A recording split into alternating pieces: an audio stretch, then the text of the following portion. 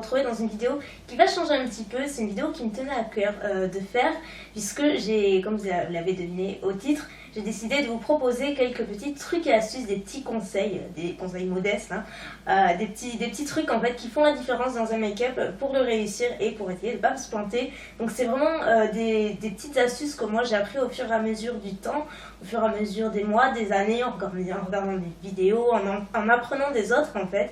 Et du coup j'ai décidé de tout regrouper, voilà, je cherche le mot, de tout regrouper afin d'en faire une vidéo. Donc aujourd'hui je vais vous montrer mes trucs et astuces pour réussir son make-up et la prochaine fois, donc je ne sais pas encore quand, mais j'ai prévu de vous faire les trucs à éviter justement en général les erreurs qu'on a tendance à faire et qui à la fin ressemblent un petit peu à un fiasco. Donc voilà, les erreurs à ne pas reproduire ou à éviter, et ça fera l'objet d'une prochaine vidéo. Donc j'espère que ça vous plaira, ça change un petit peu et c'est plus axé sur le make-up tout en étant hyper accessible à tout le monde. Vous allez voir, c'est vraiment rien de fou. Donc on va commencer sans plus tarder. Dans cette vidéo, je vais pas mal vous parler du Fix Plus. Donc moi j'utilise le Fix Plus de MAC personnellement, mais vous avez pas mal d'enseignes de maquillage qui commercialisent ce genre de choses. En fait c'est tout simplement une brume de maquillage. Sephora en fait, il me semble que Kiko en fait, vous pouvez en retrouver de plus en plus. C'est juste une brume, en fait c'est une brume complètement transparente, translucide. Vous voyez, moi j'ai bientôt terminé, c'est ma deuxième bouteille, je l'utilise pour plein de trucs différents et donc dans cette vidéo je vais vous le mentionner à plusieurs reprises. Notamment le premier conseil, c'est l'utilisation d'une brume. Donc ils appellent ça une brume fixatrice. Honnêtement, par exemple, si on prend l'exemple du Fix Plus, je ne trouve pas que ça fixe du tout le make-up. C'est pas du tout le genre de produit qui va faire prolonger la durée de votre fond de teint par exemple. C'est plutôt, moi je pense, en termes de rendu, ça va vraiment améliorer la qualité du fond de teint. Donc ce qui m'amène à mon premier conseil, c'est l'utilisation d'une brume. Donc par exemple, moi je parle du Fix Plus, mais encore une fois vous pouvez en trouver ailleurs. L'utilisation du Fix Plus quand vous trouvez que votre fond de teint ou que votre fond de teint poudre ou liquide, peu importe, est trop cakey, c'est-à-dire qu'il est trop épais et qu'il n'est pas naturel, qu'il y a un surplus de matière, bref, que c'est pas très joli sur la peau. Il vous suffit juste de vaporiser l'ensemble du Fix Plus ou de la brume sur votre visage. Donc vous pouvez le faire à 2 reprises. Moi c'est ce que je conseille, une première fois avant l'application du fond de teint et une seconde fois après. Et en fait vous allez voir directement la différence. Donc de suite ça fait un effet un petit peu mouillé, mais vous allez voir ça ne change absolument pas votre fond de teint, ça ne va pas le désintégrer ou quoi que ce soit. Il ne bouge pas, mais vous allez voir qu'une minute après on voit la différence et ça fait tout de suite un effet beaucoup plus naturel. Moi c'est quelque chose que j'utilise quand je vois qu'un fond de teint me plaît pas trop à ce niveau là, qu'il y a trop de surplus de matière. Moi c'est des trucs que je déteste, j'utilise ça, j'en mets pas 3 tonnes, je mets voilà, plusieurs vaporisations et ça fait tout de suite un truc plus naturel, ça fait tout de suite un grain mais juste plus affiné et plus joli tout simplement. Donc là j'ai décidé de l'intégrer en tant que conseil également parce que moi c'est quelque chose que j'ai intégré depuis plus d'1 an maintenant je pense. Ça fait vraiment très longtemps que j'utilise une éponge à la place du fond de teint, du pinceau à fond de teint. Je pense que vous l'avez remarqué dans mes vidéos, ça fait très longtemps que je n'utilise plus de pinceau pour l'application de mon fond de teint, pour la simple et bonne raison que je trouve qu'une éponge, donc par exemple là c'est le Beauty Blender, mais vous en trouvez pas mal des éponges. Vous avez l'éponge Real Technique, vous avez le Beauty Blender, vous avez maintenant Sephora qui en fait une, je ne l'ai pas testé, je ne sais pas ce qu'elle donne, Kiko il me semble qu'ils en font une, enfin voilà, il y en a un petit peu partout, mais moi ma préférée c'est celle-ci, parce qu'elle dure vraiment dans le temps, vous pouvez la laver maintes et maintes fois. Moi elle m'a duré pratiquement 1 an la première, et ce en l'utilisant très régulièrement, alors que la Real Technique m'a duré 1 mois, donc voilà, elle est un petit peu plus chère, mais pour moi c'est celle que je préfère, bref. Si on en revient donc du coup à l'éponge, c'est ce qui apporte vraiment le rendu le plus naturel de tous les outils entre guillemets que vous pouvez utiliser pour appliquer votre fond de teint. C'est plus naturel que l'appliquer au doigt, c'est plus naturel que l'appliquer au pinceau. Pourquoi? Parce que l'éponge déjà absorbe la matière, ça s'utilise un petit peu humidifié. Donc déjà vous allez avoir moins de matière qu'en l'appliquant au pinceau, mais surtout le fait de tapoter, le tapotement comme ça, on a l'impression que la matière pénètre un petit peu plus dans la peau et ainsi ça permet d'avoir un petit peu moins de surplus de matière. La seule différence c'est que ce sera un petit peu moins courant avec une éponge qu'avec un pinceau, puisque le pinceau justement apporte plus de couvrance.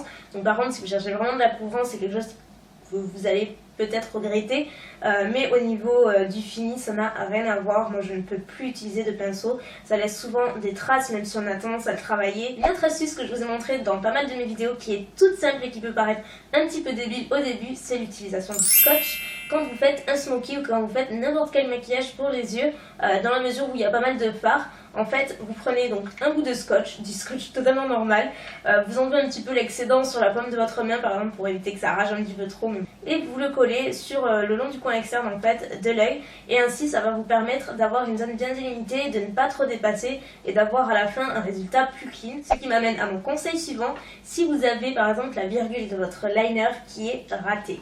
Ça arrive bien souvent, moi aussi ça m'arrive, je vous assure, bien souvent moi aussi, plus souvent qu'on pourrait le croire. Et pour le rattraper, c'est juste tout simple, il ne faut pas s'affoler, pas la peine de se dire il faut tout recommencer, c'est tout simple. Vous avez deux solutions. Soit ce genre de solution, encore une fois tout simple, et je tenais à vous les montrer parce que moi c'est ce que je dis depuis des années, ça se trouve à Carrefour. En fait c'est juste des cotons-tiges de cosmétiques, il me semble que Kiko en fait. Je sais que j'en ai déjà vu ailleurs, et en fait ils ont juste deux bouts qui sont totalement différents, un qui est plus pointu et l'autre qui est plat, et ils sont vachement sympas, moi j'utilise tout le temps pour mes petits ratages.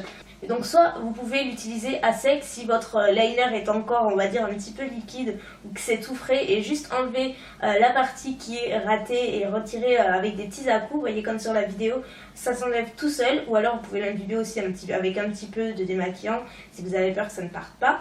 Et ensuite, je vous conseille de rajouter un tout petit peu d'anti-cerne que vous avez utilisé précédemment. Et pareil avec l'éponge ou le pinceau, juste d'estomper dessous. Et ainsi, ça va être ni vu ni connu. Ça va permettre de finir encore une fois le dessous de votre trait de liner. Il va être tout clean et personne ne devinera que vous avez raté votre virgule. On reste dans les yeux et je reviens encore une fois avec mon Fix Plus cette fois-ci. Là, c'est tout simple encore une fois, comme la majorité des conseils, comme je vous le dis.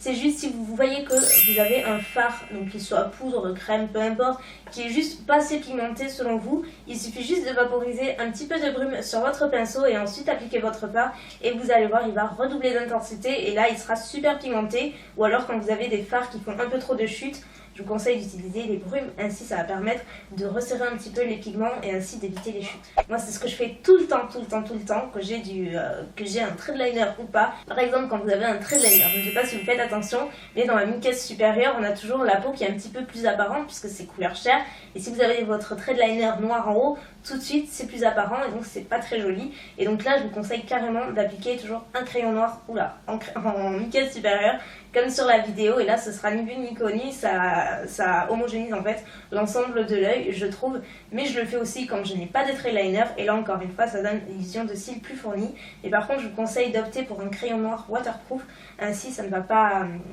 migrer dans la muqueuse inférieure, et là c'est pas très joli quand ça arrive.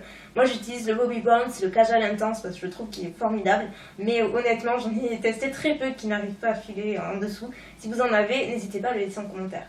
Là encore, si vous trouvez que vous avez un regard un petit peu fatigué, que vous avez mal dormi, que vous avez les yeux un petit peu rouges, appliquez juste un crayon couleur chair, pas blanc sinon ça va faire beaucoup trop, c'est pas naturel. La couleur chair c'est beaucoup plus douce en fait, vous l'appliquez en muqueuse inférieure et ça va neutraliser le rouge de l'œil et ça va tout de suite vous rendre un regard plus frais, moins fatigué, bref ça cache un petit peu la misère et ça fonctionne très bien. Moi j'utilise tous les jours parce que je n'aime pas le crayon noir ou marron. Ensuite un petit truc que je fais depuis quelques mois et qui je trouve fait la différence, que j'aime beaucoup faire, que vous ayez un contouring qui soit léger ou très marqué.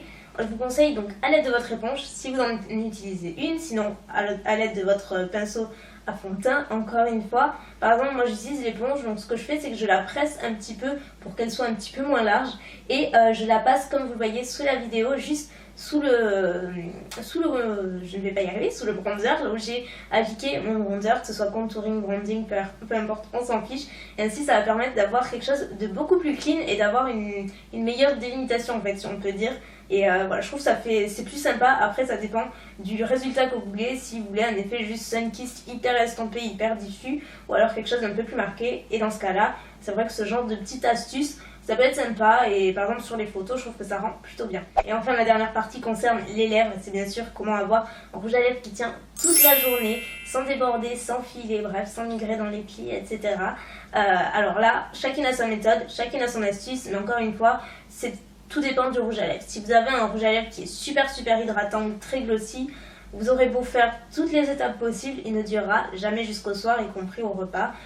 Tout dépend du fini en fait. Plus il est mat et plus il est asséchant et plus il est couvrant et plus il va durer. Voilà, tout est question de fini, donc c'est un petit peu différent. Mais quoi qu'il en soit, les étapes à ne pas manquer si vous voulez vraiment avoir une couleur qui tient du matin au soir ou presque, en tout cas une bonne partie de la journée.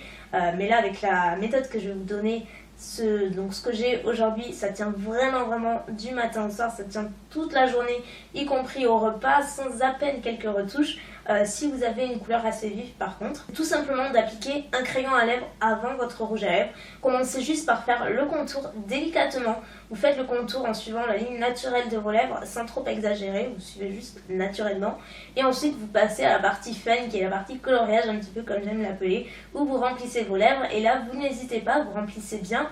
Ainsi ça va permettre d'avoir une base qui est plus mate, donc qui va vraiment accrocher les lèvres et qui va permettre, comme une base à paupières en fait, de servir de barrière de protection et qui va prolonger la tenue de votre rouge à lèvres. Et ensuite en deuxième temps, vous appliquez votre rouge à lèvres préféré par-dessus. Donc bien sûr je vous conseille d'utiliser une couleur qui soit similaire. Vous pouvez l'ajouter à la partie crayon rouge à lèvres. Une fois que vous avez terminé, c'est de mordre délicatement dans un mouchoir en papier propre, bien entendu. Ça va enlever l'excédent et ensuite vous pouvez vous arrêter là ou continuer avec le second truc qui paraît un petit peu débile mais qui fonctionne.